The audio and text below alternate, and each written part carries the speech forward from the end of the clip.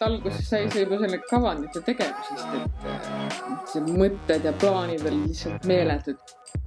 Et olla ka julge teha lihtsalt vahelduseks midagi meestele. Ma ju ei teadnud, mis meestele meeldib. Kui sa nagu ise kuskilt otsast ei alusta, siis sa ei tea, kuhu sa võiksid välja jõuda.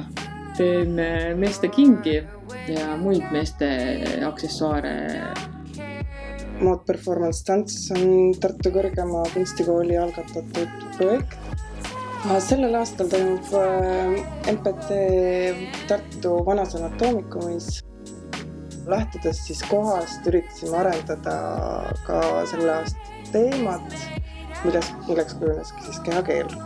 Aga mitte siis ainult, et liiga meditsiinivaldkonda ei jääks, siis me jätsime sellele uue elu, et on keha ja selle keel. Kavandite tähtaeg on meil nüüd kohe tulemas 10. veebruar. Kollektsioon võib olla riietest või ka aksessuaaridisainist. Kavandid kohale tuua Tartu Kõrgema kunstikooli tekstiiliosakonda või postiga saata. Tegelikult võiks kõik teada, et 3. mail on etendus.